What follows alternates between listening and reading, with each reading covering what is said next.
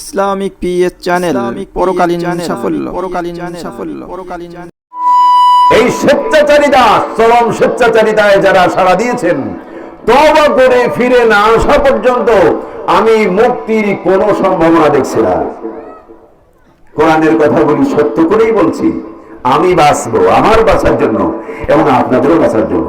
আমার কিরামান কাতিবিন কথাগুলি বলেছে কিনা লিখে নিয়েছে, আপনারা কথাগুলি শুনেছেন কিনা লিখে নিয়েছে। আজকের আলোচনা সব রেকর্ডভুক্ত হয়েছে। আজকের আলোচনার বিরুদ্ধে কারা কোথায় প্রতারণা এবং এর বিরুদ্ধে কথা বলছে তাও সেখানে বসে কিরামান কাতিবিন লিখছে।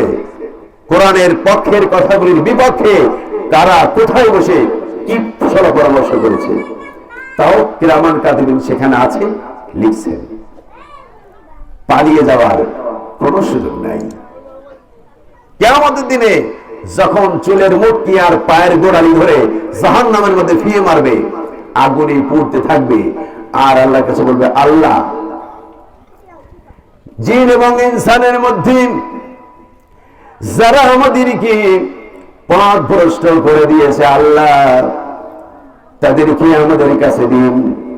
নাজাল তাহতা আকদামিনা, তাদেরকে আমরা পায়ের তলায় রেখে গোড়াতে চাই, তাদেরকে আমরা পায়ের নিচে রেখে গোড়াতে চাই। কেন আমাদেরকে এই ভুল পথে পরিচালনা করলো? আজকে যারা নেতৃত্ব দিচ্ছেন, কোরআন নাই, হাদিস নাই, মন গড়া এই উন্নয়ন, সে উন্নয়ন, এটা সেটা আপনার মন গড়া পদ্ধতিতে কোন সংগঠন পরিচালনা করার কোন পারমিশন এই জমিনের মালিক কাউকে দেয় নাই, আকাশের মালিক কাউকে দেয় নাই। এই অনধিকার চর্চা কেন করছেন এর জবাবদিহিতা আছে। কিরামান কাতিবিন, সিআইডি সবার সাথে দুজন করে আছে। তোমাদেরকে সৃষ্টি করেছি, তোমাদের চক্ষু দিয়েছি, কর্ণ দিয়েছি, জবান দিয়েছি। কি জন্য দিয়েছিলাম? আমার জমিনে থেকে, আমার রিজিক খেয়ে, আমার দেওয়া চক্ষু দিয়ে দেখে, আমার সৃষ্টি করা ব্রেন দিয়ে চিন্তা করে আমি আল্লাহ কোরআনের বিরুদ্ধে আইন রচনা করব, আমার বিরুদ্ধে আমার প্রতিদ্বন্দ্বী দাঁড় করবো, এই জন্য দিয়েছিলাম। ثم لتسألن يومئذ عن النعيم। নিয়ামতের ব্যাপারে জিজ্ঞাসা করা। চোখ দিয়ে দিয়ে কি দেখেছিলে? কোরআনের পাতায় তোমার চোখ পড়লেই কেন? কান দিয়ে কি শুনেছিলে?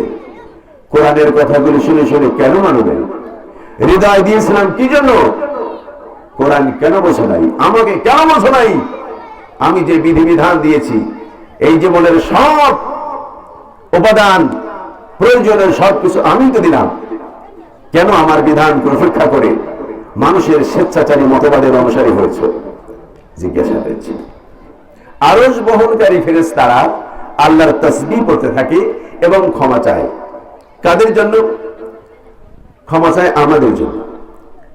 কিন্তু ক্ষমা চাওয়ার ধরনটা হলো কি? ক্ষমা তো চায় আল্লাহ যেভাবে চাইতে বলেছে, তাই না? আমাদের জন্য ক্ষমা চাইবে, আল্লাহ তাদেরকে ক্ষমা চাইতে যেভাবে শিখিয়েছে সেভাবে চাচ্ছে। কি? ফাগফির লিল্লাযীনা তাবু ওয়াত্তাবাউ সাবিলাকা ওয়াকিহিম আযাবাল জাহিম।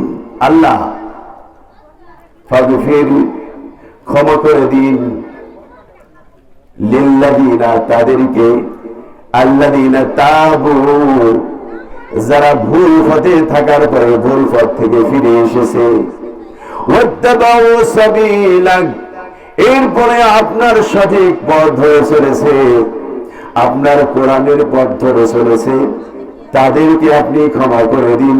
ওয়াকিহিম আযাবাল জাহিম, তাদেরকে জাহান্নামের আগুন থেকে হেফাজত করুন। ক্ষমা চাওয়ার ধরনটা বুঝুন। তাদেরকে ক্ষমা করে দিন যারা অন্যায় পথ থেকে ফিরে এসেছে এবং আপনার পথ ধরে চলতেছে, তাদেরকে ক্ষমা করে দিন। ইসলাম ধর্মের মধ্যে মূর্তি পূজা নাই, মূর্তি তৈরি করা যাবে না, মূর্তির কাছে কিছু চাওয়া যাবে না, মূর্তির খেদমত করা যাবে না, সবগুলোই হারাম। এখন মনে করুন এটাকে বলা হয় আসনাম। আসনাম মানে হলো মূর্তি। মানুষ বা কোনো প্রাণী এটার মূর্তি তৈরি করে সেগুলোকে দেবতা মনে করা, সেগুলোর সেবা শুশ্রূষা করা, এইগুলো হলো আসনাম। এই আসনামকে কোরআনে নিষেধ করা হয়েছে। এই আসনাম কাবা ঘরে 360টি আসনাম এনেছিল। এটার প্রথমে যেটি এসেছিল সেটা এসেছিল সিরিয়া থেকে, তার নাম ছিল হবল। কাবা ঘর খালি ঘর, ওখানে একজন নেতা ছিল বনি খোজা গোত্রে, খোজা গোত্রের একজন নেতা ছিল, একটু হুজুর টাইপের। এলেম কালাম তখনকার শরিয়াতের তেমন কিছু ছিল না। তিনি এমনি মুখে মুখে কিছু এই ধরনের গল্প টল্প বলতেন। উনি সিরিয়ায় গেলেন, গিয়ে দেখে মানুষের মূর্তি পূজা করে, মানুষজন ওনার সেবা শুশ্রূষা করে, ওনার কাছে চায়, আবেদন করে, বিশ্বাস করে যে ইনি আমাদের উপকার করতে পারে। তখন উনি মনে করলেন যে আমাদের তো কাবা ঘর খালি ঘর পড়ে আছে, মানুষজন তো অনেক মানুষ আছে, হজের সময় কিছু নাই, কাজেই এমন একটা মূর্তি যদি আমি নিয়ে যাই তাহলে মনে হয় আমাদের মানুষজন আরো বেশি ভালো ভিড়বে, মানুষ কিছু একটা দেখবে, এটা নিলে কাবা ঘর আরো বেশি উজ্জ্বল হবে, মানুষ বেশি আসবে, জমে উঠবে। এই চিন্তা করে উনি নিজস্ব মন গড়া একটা চিন্তা অনুযায়ী একটা মূর্তি নিয়ে আসলেন, কাবা ঘরে রাখলেন এবং বুঝালেন যে কাবা ঘরে যদি কিছু নাই, আমাদের তো ইলাহা একজন আছে, আল্লাহ আমাদের ইলাহ, তো সেই ইলাহকে যেহেতু আমরা দেখি না, এই যে আমরা এটাকে ইলাহা মনে করব, আমরা মনে করবো এটাই ইলাহ, এটাই আমরা ইবাদত করব, সেই মূল প্রকৃত আল্লাহর ইবাদতটা আমরা এইভাবেই করব। তাহলে এটা কিছু দেখা যায়, মনোযোগ আকর্ষণ হয়। এভাবে উনি যা বোঝালেন মানুষ ওইটা মেনে নিল। আস্তে আস্তে এইটা করতে করতে করতে মানুষ অভ্যস্ত হয়ে গেল। এবার আরো মূর্তি তৈরি করে করে এনে এটাই দৃষ্টি দেয়, ওটা রিজিক দেয়, ওটাই পানি দেয়, ওটা বিজয় দান করে, এরকম নানান মতবাদ তৈরি করে করে কাবার মধ্যে 360টি মূর্তি স্থাপন করেছিল। আল্লাহ রাব্বুল আলামিন মুহাম্মদকে বলে দিলেন, এই পৃথিবীর মানুষ দেখো, তোমরা আল্লাহকে ছেড়ে যে মূর্তিগুলোকে তোমরা ইলাহ গ্রহণ করেছো, এগুলো চলবে না, এগুলো নাজায়েজ, এগুলো হারাম, এগুলো নিষিদ্ধ। তোমরা একমাত্র আল্লাহর ইবাদত করবে। কুলু লা ইলাহা ইল্লাল্লাহ তুফলিহুন। আমরা কি এই মূর্তি পূজা করি? ইসলামের মধ্যে আছে? ইসলামের মধ্যে নাই, কিন্তু মুসলিমদের মধ্যে আছে। এগুলো ভুল ইলাহা, ভুল মাবুদ, এগুলোকে করা যাবে না, এগুলো মানা যাবে না, ইবাদত করা যাবে না, এতে স্মরণ করা যাবে না। ওইখানে যত মানুষ ছিল তার এক শ্রেণীর মানুষ বুঝলো আকল দিয়ে, হ্যাঁ তাই তো, এরা তো আমাদেরকে সৃষ্টি করে নাই, এদেরকে আরো বরং মানুষই তৈরি করেছে, কাজেই এরা ইলাহ হতে পারে না। যারা আকলকে কাজে লাগালো, রাসূলের ইত্তেবা করলো, অনুসরণ করলো, কথার অনুসরণ করলো, হ্যাঁ মুহাম্মদ ঠিকই আছে, আমি ওটা করবো না, ছেড়ে দিলাম। এই মূর্তি পূজা আমরা করবো না, মূর্তিকে আমরা মাবুদ মনে করবো না। কিছু মানুষ চলে আসলো, সর্বপ্রথম আসছিল কে? হযরত খাদিজা। এটাই সঠিক, একমাত্র আল্লাহ হলেন ইলাহ। আলী আসলেন, আবু বকর আসলেন, ওসমান আসলেন। এভাবে আস্তে আস্তে বেশ কিছু মানুষ যারা আকলকে কাজে লাগায়, বিচার বুদ্ধি, সত্য মিথ্যা পার্থক্যের বুদ্ধি আল্লাহ মাথায় দিয়েছেন, তারা কিন্তু ওগুলো ছেড়ে দিয়ে দিয়ে রাসূলের কথা মানতে লাগলো। আর আল্লাহ এটা বলছেন, দুনিয়ার মানুষ যদি আমি আল্লাহর ভালোবাসা পেতে চাও, মুহাম্মদ যেটা বলে এটা মেনে চলো, মুহাম্মদ যেটা করে এটা তোমরা মেনে চলো। ফাত্তাবিউনি, মুহাম্মদকে অনুসরণ করো। আমরাও নবী মুহাম্মদকে অনুসরণ করব, রাজি আছি? সে সময় যারা নবী মুহাম্মদের কথা শুনে মূর্তি পূজা ছেড়ে দিয়েছিল এবং একমাত্র আল্লাহকে ইলাহ বলে গ্রহণ করেছিল, আজকেও যদি কেউ এরকম ওইগুলো ছেড়ে দিয়ে একমাত্র আল্লাহকে মেনে নেয়, তাহলে তারা আল্লাহর ভালোবাসা পাবে। সেই সময় সাহাবীরা যেমন ভালোবাসা পেয়েছিল, আজকেও এই মানুষগুলি তেমন আল্লাহর ভালোবাসা পাবে। আমরা আল্লাহর ভালোবাসা পেতে চাই, রাজি আছি তো সবাই ইনশাআল্লাহ? এই মূর্তি তৈরি করা, এই মূর্তির খেদমত করা, এই মূর্তির অর্থায়ন করা, এর সেবা শুশ্রূষা করা, এটা কিন্তু মুসলিম সমাজে চালু হয়েছে।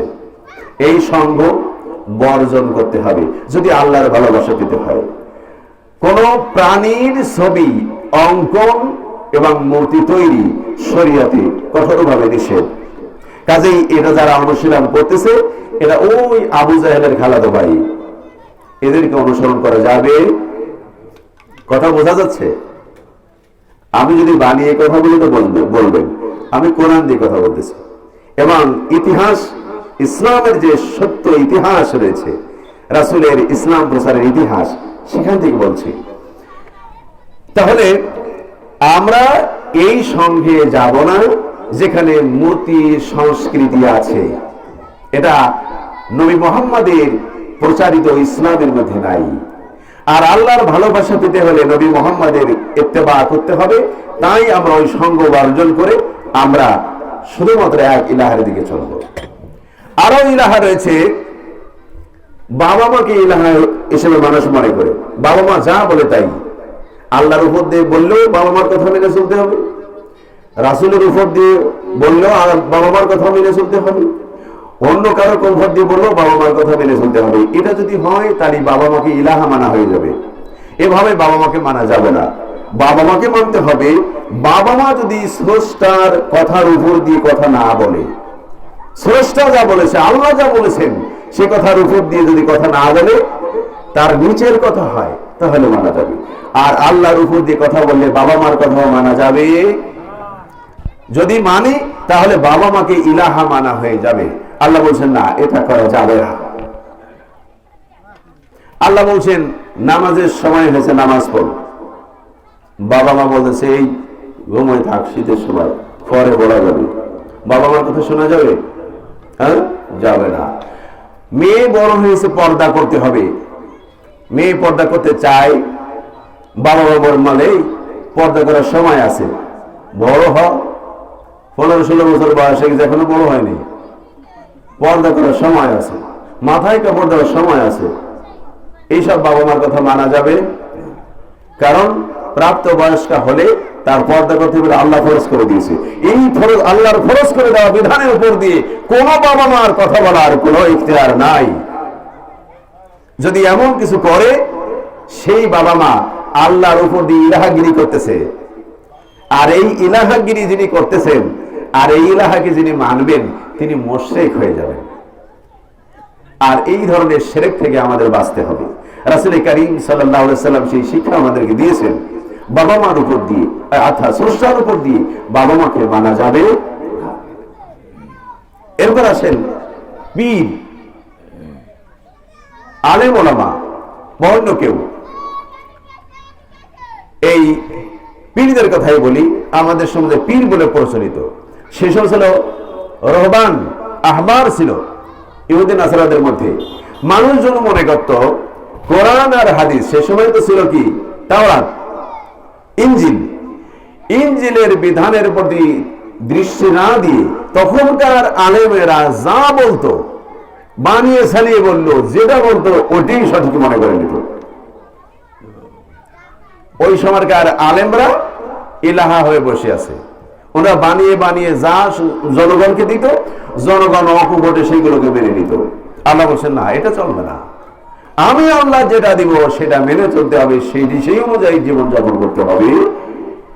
যে আলেমরা তৈরি করে করে ফতোয়া দিলে, তৈরি করে করে মাসলা সমাধান দিলে, যেমন সমস্যার সমাধান দিলে, এটা চলবে না। আমাদের সমাজে কিন্তু এটা পরিচালিত আছে। আজকে আমরা অনেক মানুষ এমন এমন পীরদের, আমি সত্য পীর যারা কোরআন হাদিস অনুযায়ী পীরগিরি করছেন তাদের বিরোধে করছে না, যারা কোরআন হাদিস ছাড়া পীর সেজে বসে আছে, মানুষকে শুধু জিকির শিখায়, তা বিভিন্ন তাল মাথালে জিকির, শরীয়তের সাথে রাসূলের জিকিরের সাথে মিল নাই, এমন তাল মাতাল করে যারা শিক্ষা দিচ্ছে, এসব ভণ্ড, এদেরকে মানা যাবে না। কোন দলিল ছাড়া, কোরআন হাদিসের দলিল ছাড়া কোন মানুষকে ফলো করা যাবে না। তাহলে যদি করা হয় তাদের ইলাহা মানা হয়ে যাবে। রাসূল করিম সাল্লাল্লাহু আলাইহি ওয়াসাল্লাম এগুলো নিষেধ করেছেন, করা যাবে না। আর একটা হলো বাদশাহ, ক্ষমতাধারী, রাজা, বাদশাহ, নেতা, নেত্রী, যেভাবেই বলেন, ক্ষমতাধর ব্যক্তি, সেই সমাজে ক্ষমতাধর ব্যক্তি, তিনি বলতেন আমি যেটা বলবো এটাই মেনে চলতে হবে, আমি যেটা বলবো এটাই আইন, এটাই সবাইকে মেনে চলতে হবে। এটা তিনি এলাহা হয়ে গেলেন।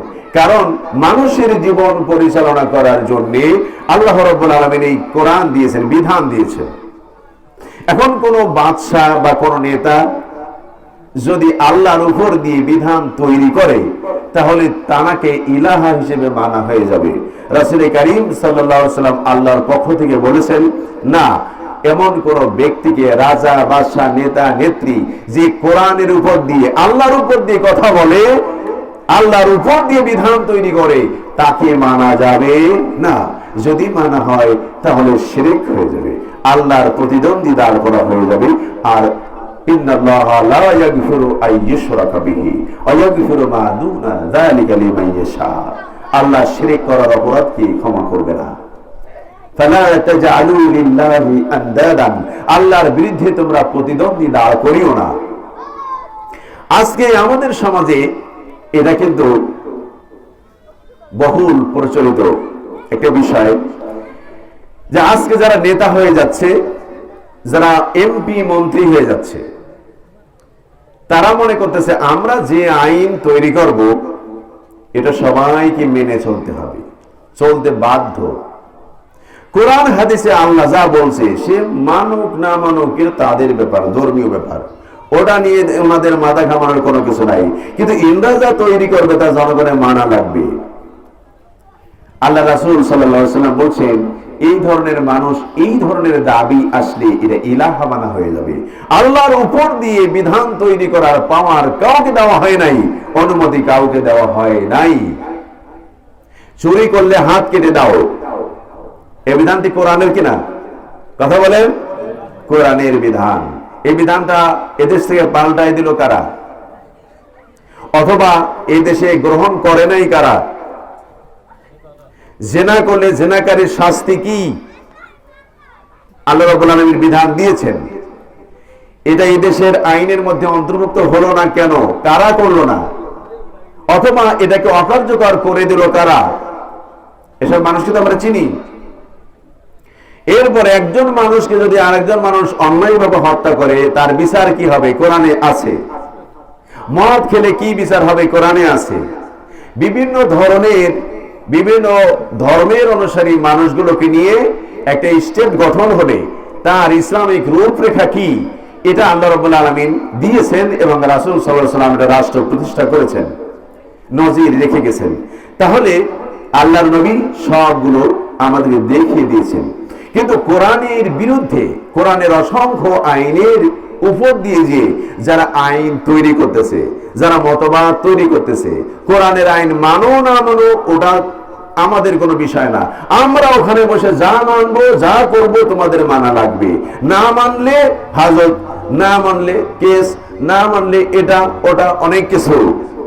তাহলে আল্লাহর নবী বলছে যে না, এই ধরনের ইলাহা মানা যাবে না। এখন যারা আছেন এ ধরনের কাজের সাথে, যারা যত নেতা নেত্রী জড়িত আছেন, তারা হয়তো মনে করবেন যে এ তো রাষ্ট্রবিরোধী কথা বলতেছে। হ্যাঁ, রাষ্ট্রবিরোধী কথা হতে পারে, কিন্তু আপনারা যে আল্লাহ ভ্রষ্ট হয়ে গেছেন, আল্লাহ বিদ্রোহী হয়ে গেছেন। আল্লাহ বিদ্রোহী হলে তার স্থান হলো জাহান্নাম। আল্লাহ বিদ্রোহী তার জায়গা কোথায়? জাহান্নাম। তাহলে আপনারা আল্লাহর প্রতিদ্বন্দ্বী হয়েছেন। আল্লাহ যে আইন করে, আল্লাহ যে বিধান দেয়, সেটা আপনাদের ভালো লাগে না।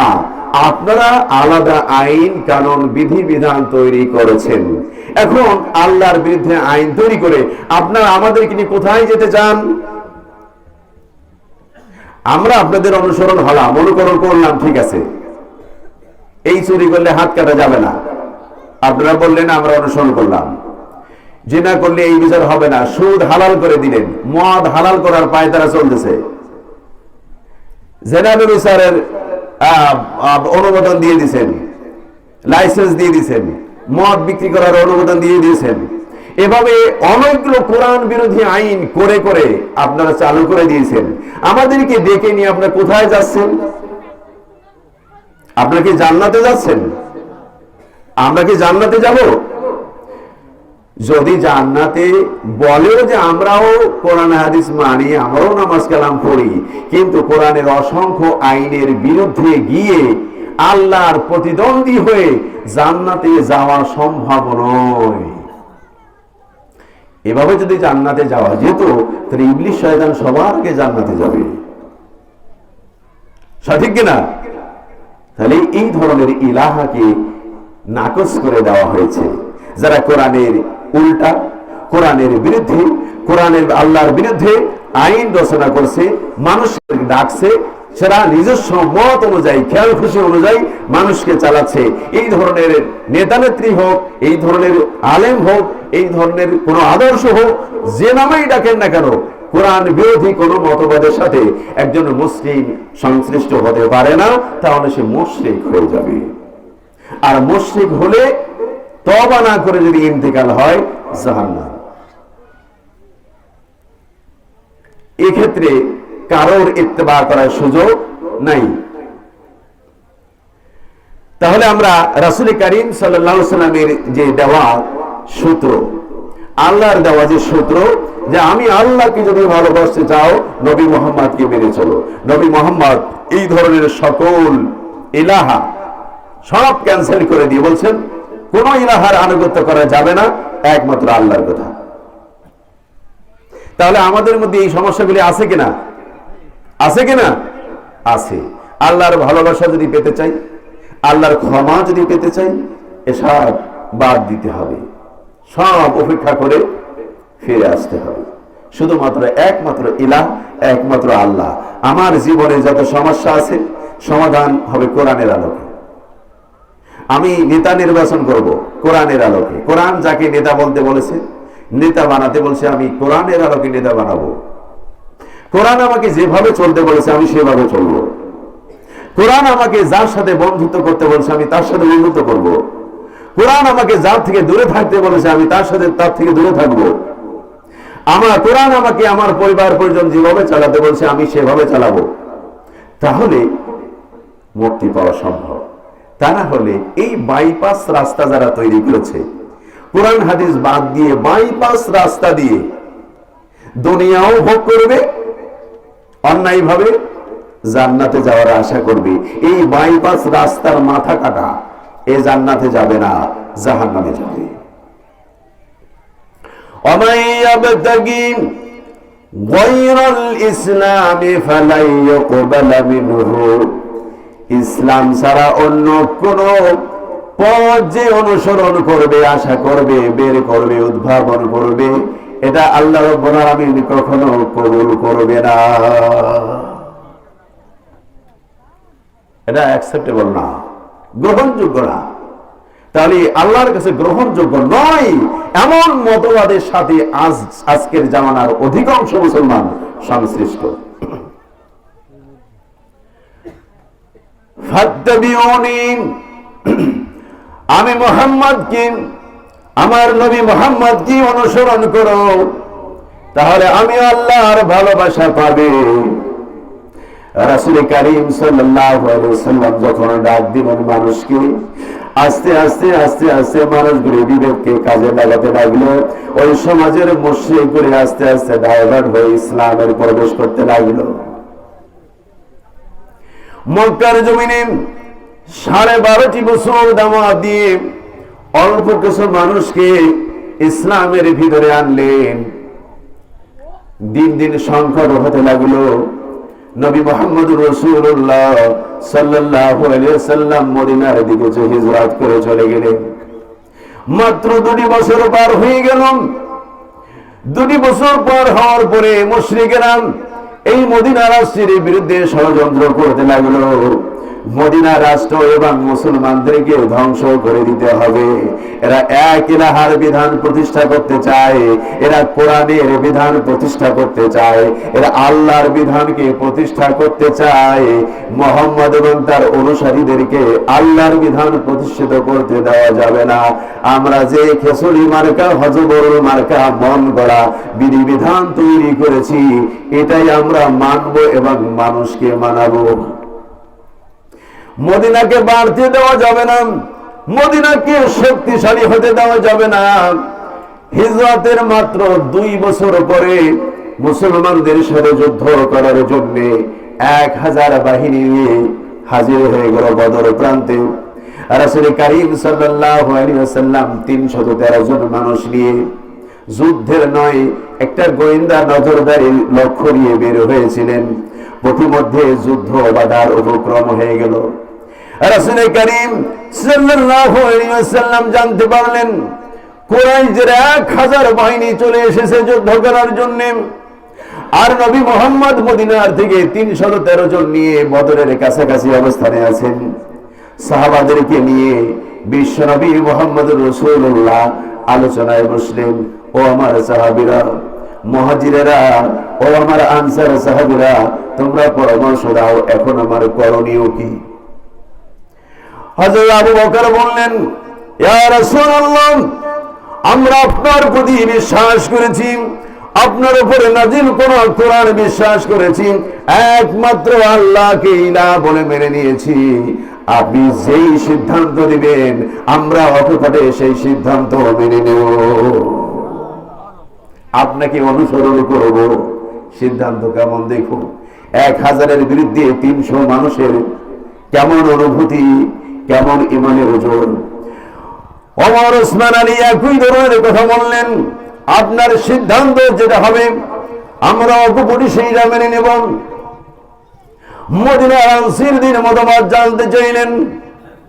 এই আমার মদিনার সাহাবীরা, তোমরা আমাকে পূর্ণ সহযোগিতা করার প্রস্তাব দিয়েছিলেন, পূর্ণ সহযোগিতা, নিরাপত্তা দেওয়ার কথা আগেবার ওই সেখানে গিরিপথে আমার সাথে তোমরা অঙ্গীকার করেছিলে।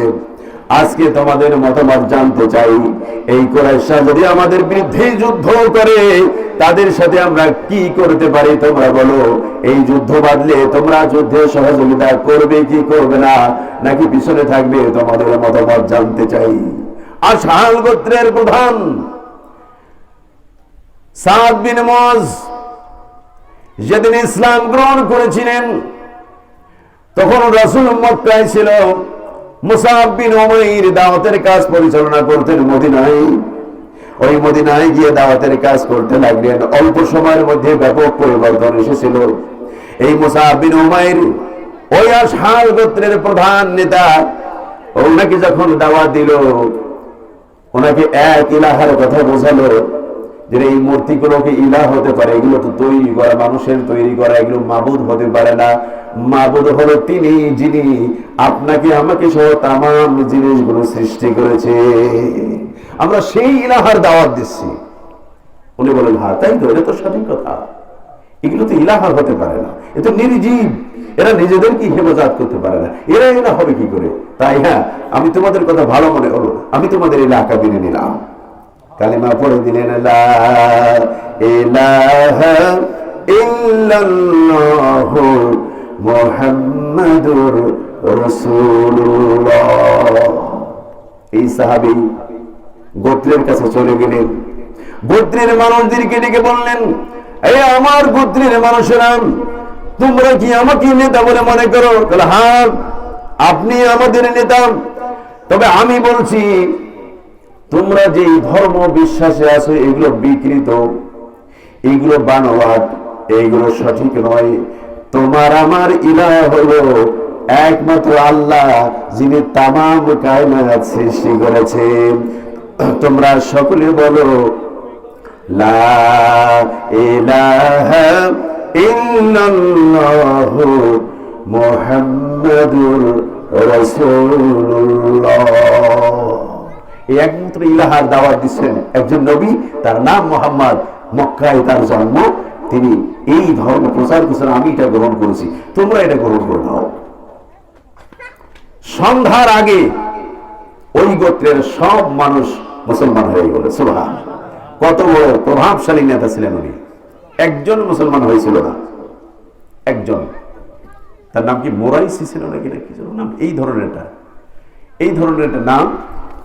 উনি ওহুদ যুদ্ধের দিনে মুসলিম হয়ে ওহুদের মাঠে যে শহীদ হয়ে গেছিল। সুবহান!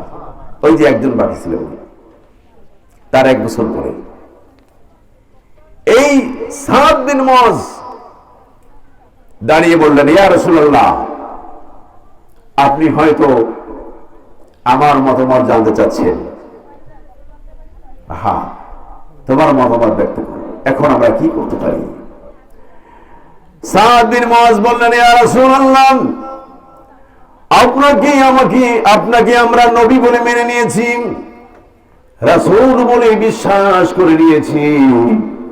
আপনার উপরে যে কোরআন নাযিল হয়েছে, এই কোরআনকে আমরা সত্য কিতাব বলে মেনে নিয়েছি, আর আল্লাহ রাব্বুল আলামিনকে আমরা একমাত্র ইলাহ বলে মেনে নিয়েছি। নবী মুহাম্মদ, আপনি আমাদেরকে যা বলবেন আমরা অকপটে সেই কথা মেনে নেব। আপনি যদি আমাদেরকে উত্তাল সাগরে ঢেউ দিতে বলেন, আমি মুসাব বলছি, আমি সাদ বিন মুআজ বলছি, আমরা সাগরের ঢেউয়ের মধ্যে লাফিয়ে পড়ব। আপনি যদি আমাদেরকে গর্গে দেওয়ার পর্যন্ত নিয়ে যান, আমরা আপনার সহযোগী হব, আপনার সাথে চলে যাব, আপনার অবাধ্য হব না। ইয়া রাসূলুল্লাহ, এই মুহূর্তে আপনি যে সিদ্ধান্ত নেবেন আমরা সেই সিদ্ধান্ত অকপটে মেনে নিব। 313 জন, সামনে 1000, মাত্র 2টি উট আছে মুসলমানদের, 2টি ঘোড়া, কিছু উট, অল্প কিছু তরবারি, সাদা মাটা একটা টহলদারি টিম নিয়ে রাসূল বের হয়েছিলেন। ওরা সুসজ্জিত, অস্ত্র সজ্জিত 1000 বাহিনী নিয়ে হাজির। রাসূল করিম সাল্লাল্লাহু আলাইহি সাল্লাম সিদ্ধান্ত দিলেন যে এই বাহিনীর বিরুদ্ধে আমাদের যুদ্ধ করতে হবে। তারা যদি আমাদের সাথে যুদ্ধ করতে চায় আমরা যুদ্ধ করব। সকল সাহাবী সমর্থন করলেন, আমরাও রাজি আছি যুদ্ধ করতে। ইয়া রাসূলুল্লাহ, যুদ্ধের মাঠে হাজির হয়ে গেলাম। যুদ্ধের আগের দিন রাসূল করিম সাল্লাল্লাহু আলাইহি সাল্লাম বদরের মাঠে কেবল আগে একটি ঘটনা এখানে বলে যাই। ওখানে নেমেই এই কাফিলাদেরকে রেখে রাসূল করিম এবং আবু বকর দুজনে মিলে একটু দূরে চলে গেল। দেখে একটা মানুষ, মুরব্বী মানুষ, এই মানুষটির কাছে গেল। বদরের মাঠে এখনো পৌঁছে নাই, আর কুরাইশ বাহিনী হয়তো বদরের মাঠের কাছাকাছি কোথাও আছে। তারা কোথায় আছে রাসূল জানে না, কিন্তু কাছাকাছি, কেউ কাউকে বুঝতেছে না কে কোথায় আছে। রাসূল করিম ওই মুরব্বীর কাছে গেলেন এবং বললেন, গো মুরব্বী, চাচা যান, যাই বলে সম্বোধন করেছে, শুনেছি মুহাম্মদ এবং তার সাথীরা এবং কুরাইশ বাহিনী যুদ্ধ করার জন্য বের হয়েছে, আপনি কি জানেন তাদের সম্পর্কে? রাসূল বলতেছে, নিজে মুহাম্মদ সেটা বলে নাই, শুনেছি মুহাম্মদ এবং তার সাথীরা এবং কুরাইশেরা যার যার দেশ থেকে বের হয়েছে তাদের যুদ্ধ হবে, আপনি কি তাদের সম্পর্কে কিছু জানেন? বলছে, আপনারা কোন পক্ষের লোক? বলছে, আপনি যদি বলেন তা আমরা বলবো। আপনি যদি বলেন যে তাদের সংবাদটা কি, তাহলে আমরাও বলবো যে আমরা কোন দলের লোক। তখন বলছে মুরব্বী মানুষ, আমি শুনেছি মুহাম্মদ এবং তার বাহিনী অমুক দিন মদিনার থেকে বের হয়েছে। সংবাদদাতা যদি সঠিক কথা বলে থাকে তাহলে এখন মুহাম্মদ এবং তার বাহিনী অমুক জায়গায় আছে, আসলে সেই জায়গায় আছে। আর আমি শুনেছি মক্কা থেকে কুরাইশ বাহিনীরা আবু সুফিয়ানের নেতৃত্বে অমুক দিন বের হয়েছে। সংবাদদাতা যদি আমাকে সঠিক বলে থাকে তাহলে কুরাইশ বাহিনী এখন অমুক জায়গায় আছে। আসলে তথ্যটা সঠিক, প্রবীণ মানুষ হিসাব যা করে দিয়েছে সঠিক। মুহাম্মদের অবস্থান রাসূল তো জানতেছেন আমরা ওখানেই আছি, তাহলে যেহেতু আমাদেরটা সঠিক হয়েছে তাহলে কুরাইশরা ওখানে আছে, পাশাপাশি একটু দূরে, কিন্তু দৃষ্টিগোচর হচ্ছে না, পাহাড়ের অন্তরালে। এখন রাসূল বলতেছেন, রাসূলকে বলতেছেন, তাহলে আপনি বলুন আপনারা কোন দলের লোক? রাসূল কৌশলের সাথে জবাব দিলেন যে আমরা একই পানির থেকে উদ্ভূত, অর্থাৎ আমরা এবং কুরাইশেরা একই পানি থেকে উদ্ভূত হয়েছি। কৌশল, কথা বলার, উত্তর দেওয়ার একটা দায়িত্ব ছিল, কিন্তু রাসূল সরাসরি না বলে কৌশলগত উত্তর দিলেন যে আমরা একই পানির থেকে উদ্ভূত। হর সৃষ্টি একই পানি, মুহাম্মদ তার সাথীরা কুরাইশ একই পানি থেকে সৃষ্টি, আর বলেছি তো একটা। এই বলে রাসূল হাঁটা দিলেন আবু বকর সাথে, উনি পিছনে থেকে একটু রাগারাগি করতে লাগলেন। আমারটা বলে দিলাম, তোমাদেরটা ঠিক করে বললে না। যুদ্ধের একটা কৌশল, যুদ্ধের কোন তথ্য সরাসরি প্রকাশ করা যাবে না। এখান থেকে আমরা আর একটা জিনিস জানতে পারি, রাসূল কারীম সাল্লাল্লাহু আলাইহি ওয়াসাল্লাম হয়তোবা 1-1.5 মাইল বা 2 মাইলের ভিতরে আর একটি বাহিনী অবস্থান করতেছে, রাসূল এখানে থেকে জানেন না যে কোথায়। অথচ আমাদের দেশের অনেক পীর এখানে বসে মক্কার অনেক তথ্য জানে, এখানে বসে কবরের খবর জানে, এখানে বসে এখানে থেকে তাহাজ্জুদ নামাজে মদিনায় পড়ে। রাসূল কারীম সাল্লাল্লাহু আলাইহি ওয়াসাল্লাম 1-2 মাইলের ভিতরে 1000 বাহিনী বলা এই কুরাইশ বাহিনী কোথায় আছে জানলেন না। সিরাত ইবনে হিশাম, সিরাত মুস্তাফা, দেখুন অসংখ্য বর্ণনা এসেছে। রাসূল ওই মুরব্বির কাছে জিজ্ঞাসা করা লাগলো, বলেন তো তারা কোথায় আছে? তাহলে রাসূল কারীম সাল্লাল্লাহু আলাইহি ওয়াসাল্লাম গায়েব জানতেন না, গায়েব জানতেন না। আল্লাহ বলে দিয়েছেন, হে নবী আপনি মানুষকে বলে দিন আমি গায়েব জানি না। মানুষকে বলে দিন যে আমি মুহাম্মদ গায়েব জানি না। আমি যদি গায়েব জানতাম তাহলে আমি অনেক কল্যাণ অর্জন করতে পারতাম, আর আমাকে কোনো বিপদ স্পর্শ করতে পারতাম না। অথচ মানুষ কিন্তু রাসূলকে এ ধরনের বিশ্বাস করে। পীরদের ব্যাপারে মানুষের ধারণা যে পীরদের সাথে আল্লাহর সাথে একটা যোগাযোগ আছে, এটা আল্লাহ কোরআনে বলে দিয়েছে যে আল্লাহর সাথে কারো সরাসরি কথা বলা সম্ভব না, পর্দার অন্তরাল থেকে কারোর সাথে কথা বলা সম্ভব না, এটা আল্লাহ বলে দিয়েছে কোরআনের মধ্যে। অথচ আমাদের বিশ্বাস পীররা আল্লাহর সাথে এইভাবে যোগাযোগ রাখে, তারা অনেক কিছু জানে, আল্লাহর পক্ষ থেকে জেনে বলে। এই আকীদা আমাদের মধ্যে থাকা উচিত, এই আকীদা আমাদের সংশোধন করতে হবে। রাসূল গায়েব জানতেন না। রাসূল কি, রাসূলের ব্যাপারে বলা হলো কি, রাসূল শুধু আল্লাহর পক্ষ থেকে যা জানানো হতো রাসূল সেটা জেনে মানুষকে বলতেন, জানার পরে বলতো, না জেনে নিজের থেকে ওনার তলব দিয়ে হোক, ওনার অন্তর্চক্ষু দিয়ে হোক রাসূলের অনেক কথা বলতে পারতেন না। যদি রাসূলের এরকম কাশফ থাকতো তাহলে রাসূল তো চোখ বুঝে দেখতেন কোরআন বাহিনী কোন জায়গায় আছে। ওই মুরব্বির কাছে যাওয়া লাগবে কষ্ট করে। হুদায়বিয়ার সন্ধিতে একই রকম একটি ঘটনা ঘটেছে। ওসমানকে বন্দী করে রাখছে, গুজব উঠে গেল যে ওসমানকে হত্যা করেছে। রাসূলের সাথে 1400 সাহাবী, মক্কা থেকে মাত্র 9 মাইল দূরে। এখানে গুজব ওঠার পরে রাসূলের হাতে হাত দিয়ে সাহাবারা অঙ্গীকার করছে, আমরা ওসমান হত্যার প্রতিশোধ না নিয়ে এখান থেকে যাব না। 1400 সাহাবী রাসূলের হাত দিয়ে ওসমান হত্যার প্রতিশোধ নিয়ে অঙ্গীকার করছে, যুদ্ধ করবে। রাসূল হাতে সবার বায়াত নিলেন। রাসূল যদি জানতেন যে ওসমান হত্যা হয় নাই, রাসূল যদি কাশফ থাকতো, বলে তোমরা একটু থামো, আমি দেখি ওসমানের কি অবস্থা। 9 মাইল দূরে, ওসমানকে হত্যা করে নাই, তোমরা থামো। রাসূল এটা বলতে পারতেন, বলেন নাকি? বড় বড় যুদ্ধের প্রস্তুতি নিয়েছেন, ওসমান হত্যার প্রতিবাদ করার জন্য তিনি অঙ্গীকার নিয়েছেন। রাসূল এটা জানতে পারেন নাই, পরে জানছেন। আল্লাহ যখন জানিয়েছেন তখন জানছেন। এভাবে এক যুদ্ধ থেকে ফেরার পথে রাসূল কারীম সাল্লাল্লাহু আলাইহি ওয়াসাল্লামের একটা উষ্টটি হারিয়ে গেল। রাসূলের উষ্টটি কোথাও পাওয়া যাচ্ছে না, খোঁজাখুঁজি করে কোথাও পাওয়া যাচ্ছে না। এগুলো রাসূলের সাথে কিছু মুনাফিক ছিল। মুনাফিকরা বলতেছে, দেখো, যিনি আকাশের সংবাদ বলে, যিনি আল্লাহর সাথে যোগাযোগ আছে, তিনি নিজের উষ্টটি কোথায় গেছে তাও জানে না। তাহলে কেমন নবী বুঝে দেন?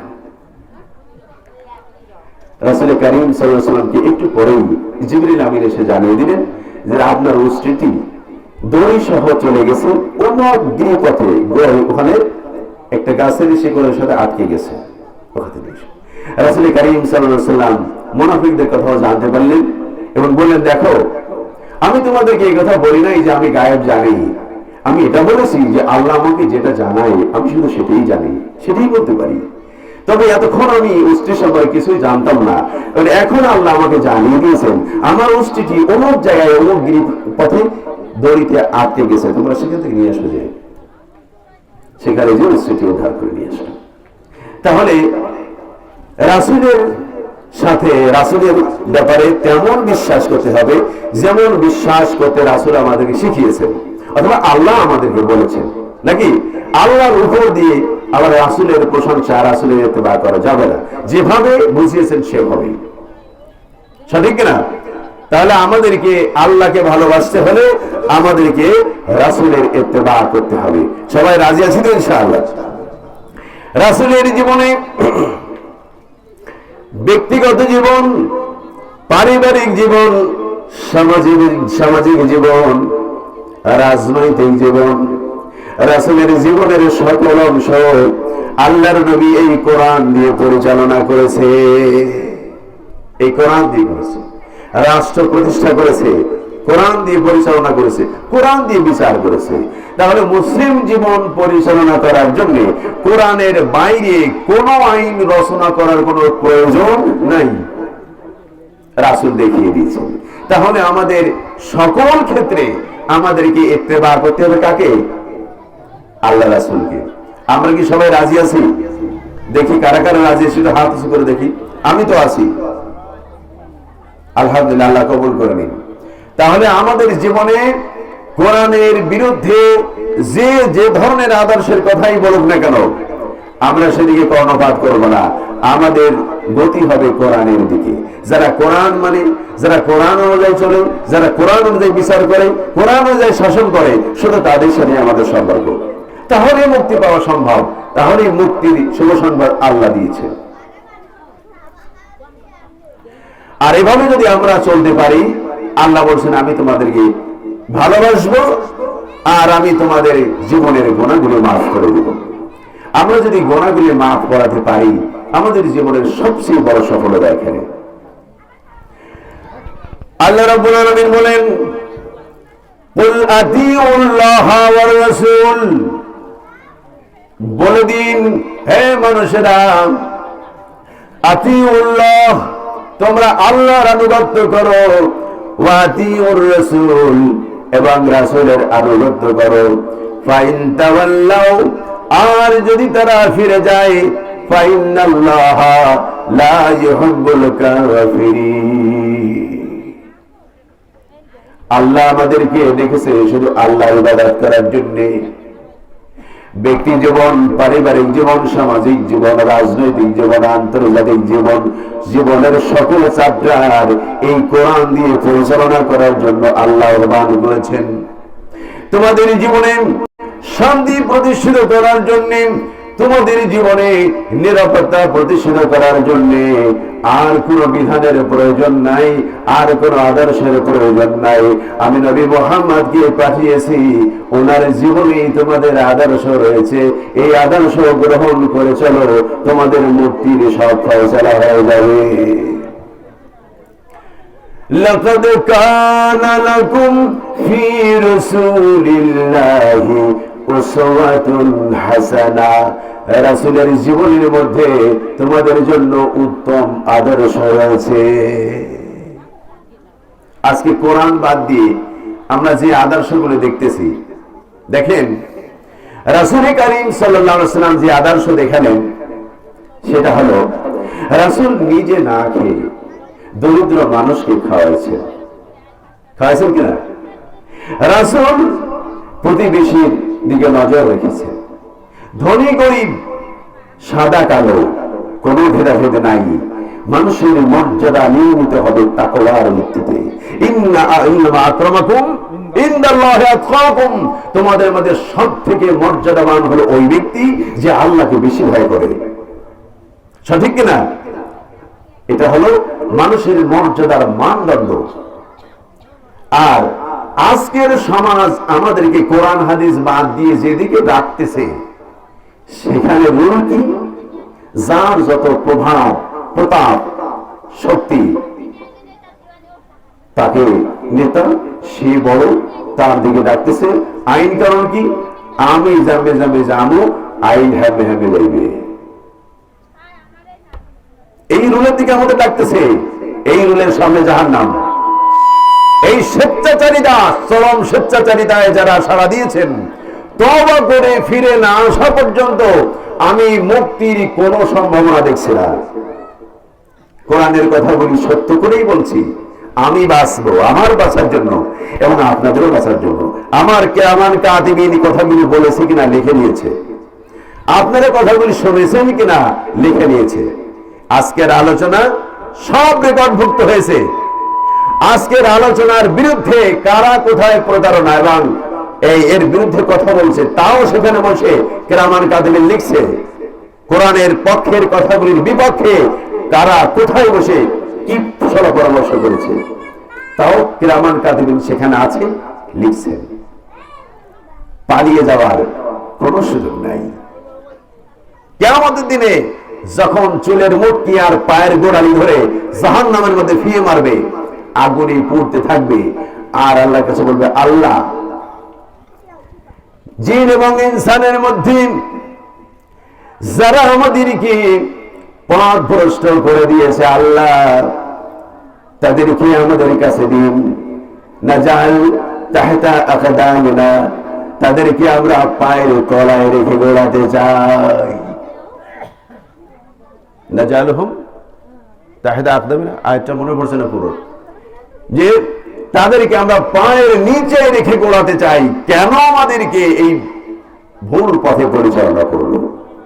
আজকে যারা নেতৃত্ব দিচ্ছেন, কোরআন নাই, হাদিস নাই, মন গড়া, এই উন্নয়ন, সে উন্নয়ন, এটা সেটা, আপনার মন গড়া পদ্ধতিতে কোন সংগঠন পরিচালনা করার কোন পারমিশন এই জমিনের মালিক কাউকে দেয় নাই, আকাশের মালিক কাউকে দেয় নাই। এই অনধিকার চর্চা কেন করছেন? এর জবাবদিহিতা আছে। কিরামান কাতিবিন, সিআইডি সবার সাথে দুজন করে আছে। কি করছেন পৃথিবীতে? আমি তোমাদেরকে ওই সমুদ্রের বুক থেকে পানি তুলে এনে আমি স্বচ্ছ মিষ্টি পানি খাওয়াইছি, তোমাদেরকে রিজিক উৎপাদন করে খাওয়াইছি, তোমাদেরকে সুস্থ রেখেছি। এই জমিনটি আমি দিয়েছি তোমাদেরকে সুস্থ বিচরণ করার জন্য। তোমাদেরকে সৃষ্টি করেছি, তোমাদের চক্ষু দিয়েছি, কর্ণ দিয়েছি, জবান দিয়েছি। কি জন্য দিয়েছিলাম? আমার জমিনে থেকে, আমার রিজিক খেয়ে, আমার দেওয়া চক্ষু দিয়ে দেখে, আমার সৃষ্টি করা ব্রেন দিয়ে চিন্তা করে আমি আল্লাহর কোরআনের বিরুদ্ধে আইন রচনা করব, আমার বিরুদ্ধে আমার প্রতিদ্বন্দ্বিতা করবো, এই জন্য দিয়েছিলাম। ثم لتسألن يومئذ عن النعيم। নিয়ামতের ব্যাপারে জিজ্ঞাসা করা। চোখ দিয়ে দিয়ে কি দেখেছিলে? কোরআনের পাতায় তোমার চোখ পড়লেই কেন? কান দিয়ে কি শুনেছিলে? কোরআনের কথাগুলি শুনে শুনে কেন মানবে? হৃদয় দিয়েছিলাম কি জন্য?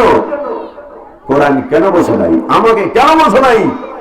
আমি যে বিধিবিধান দিয়েছি, এই জীবনের সব উপাদান, প্রয়োজনের সবকিছু আমি তো দিলাম, কেন আমার বিধান উপেক্ষা করে মানুষের স্বেচ্ছাচারী মতবাদের অনুসারী হয়েছে? জিজ্ঞাসা করেছি। কঠিন হয়ে যাচ্ছে নাকি? এটাই বাস্তবতা। এর বিরুদ্ধে আপনি এমন কোনো পয়েন্ট নাই যে সেখানে কথা বলতে পারবেন। স্রষ্টার উপর দিয়ে কোনো কথা চলবে না। যেটাই করেছি সেটা ভুল, সেটা অন্যায়, সেটা অপরাধ, সেটা পাপ। আর এই পাপের জন্য আল্লাহর কাছে ক্ষমা চাইতে হবে। ক্ষমা চেয়ে যদি ফিরে আসি তাহলে মাপের সম্ভাবনা আছে। আর তওবাটা কিভাবে করতে হবে, মাপ কারা হবে, সেই মাপের পদ্ধতি আল্লাহ বলছেন সূরা মুমিনুর মধ্যে সম্ভবত আয়াতটি।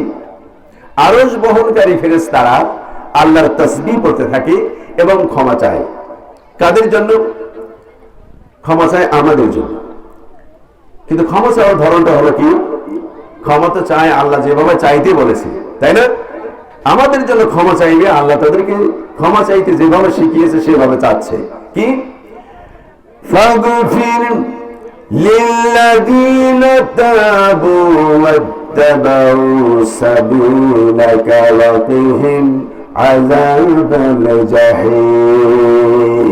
আল্লাহ ফাগফির, ক্ষমা করে দিন, লিল্লাযীনা, তাদেরকে, আল্লাযীনা তাবু, যারা ভুল পথে থাকার পরে ভুল পথ থেকে ফিরে এসেছে, ওয়াত্তাবাউ সাবিলাক, এরপরে আপনার সঠিক পথ ধরে চলেছে, আপনার কোরআনের পথ ধরে চলেছে, তাদেরকে আপনি ক্ষমা করে দিন।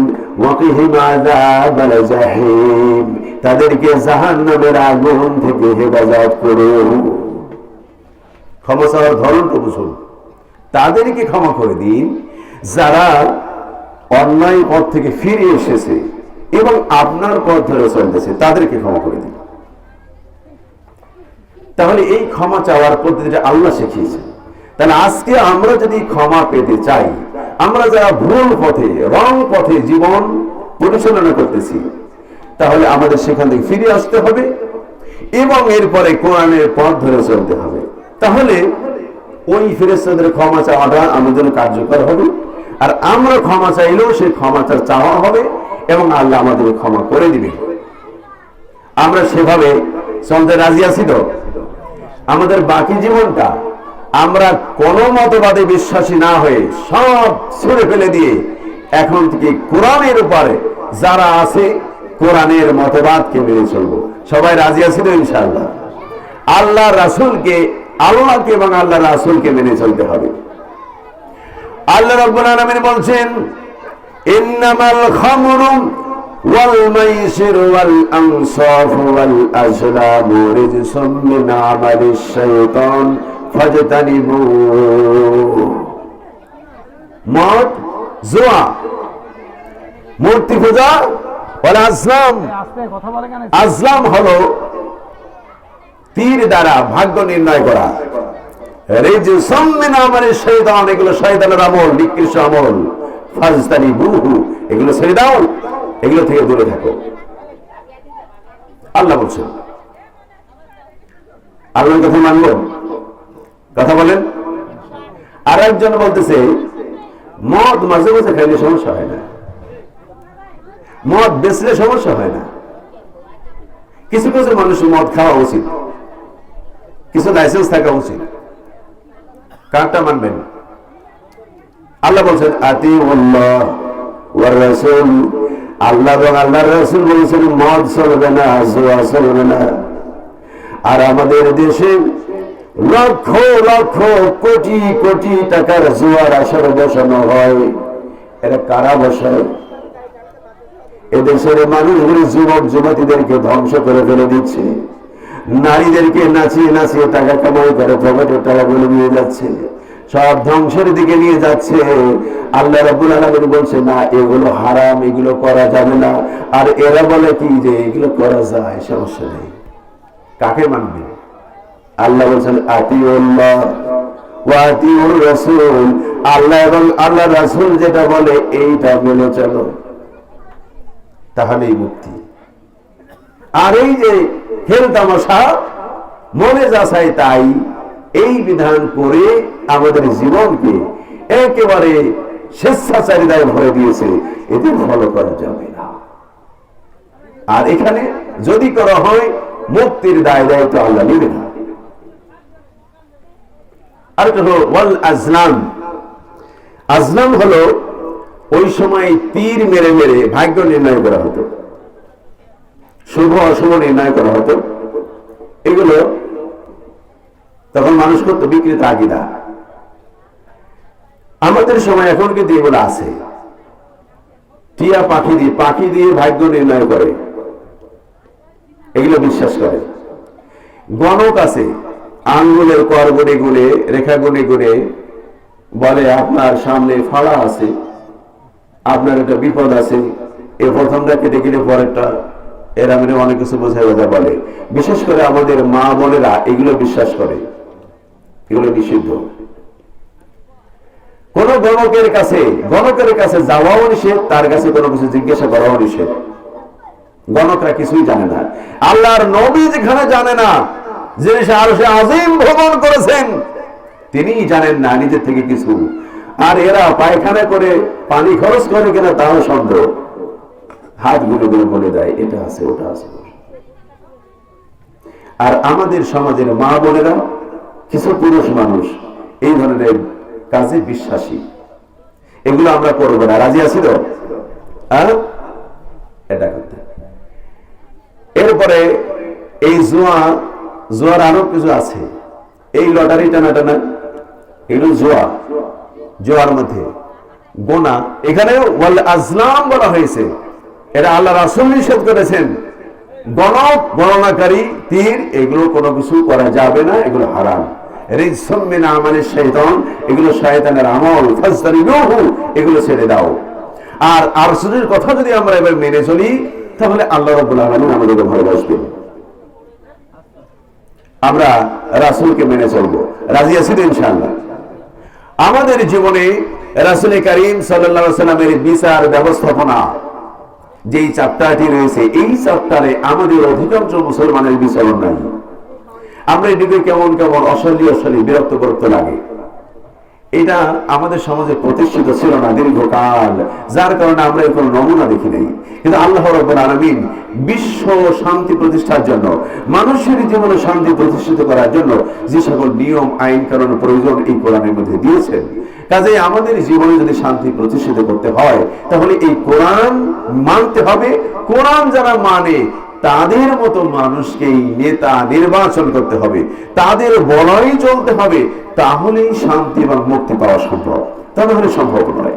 আজকে এতিম মিসকিনের টাকা নিয়ে দৌড়াদৌড়ি দেখতেছি না আমরা। কোরআন বাদ দিয়ে যে শান্তি প্রতিষ্ঠিত করছে, কোথায় শান্তি? আজকে 10 কেজি গমের জায়গায় পায় 8 কেজি, 30 কেজি জায়গায় পায় 20 কেজি।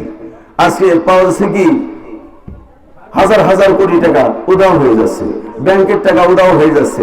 মানুষের পকেটের টাকা কোন সিস্টেমে বের করে নিলে, এমন নানান সিস্টেম মানুষ বের করেছে। কই শান্তি? নিরীহ মানুষকে হয়রানি করা হচ্ছে, কোথায় শান্তি?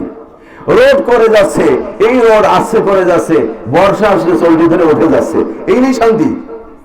কোরআন হাদিস বাদ দিয়ে মানুষের জীবনে যত শান্তির কথা বলা হয়েছে সব মিথ্যা। আর আমাদেরকে প্রকৃত শান্তি পেতে হলে কোরআনের দিকে ফিরে আসতে হবে। আর আল্লাহ রাব্বুল আলামিন যেটা বলেছেন, আমি আল্লাহর ভালোবাসা যদি পেতে চাও, তাহলে আমি মুহাম্মদ সাল্লাল্লাহু আলাইহি ওয়াসাল্লামকে অনুসরণ করো, আমি আল্লাহ তোমাদেরকে ভালোবাসবো, তোমাদের জীবনের গুনাহগুলিকে মাফ করে দেব। আল্লাহ রাব্বুল আলামিন আমাদের জীবনের সকল ক্ষেত্রে নবী মুহাম্মদ সাল্লাল্লাহু আলাইহি ওয়াসাল্লামের রেখে যাওয়া মিল্লাত ধর্মকে যেন মেনে চলার তৌফিক দান করুন, আমিন।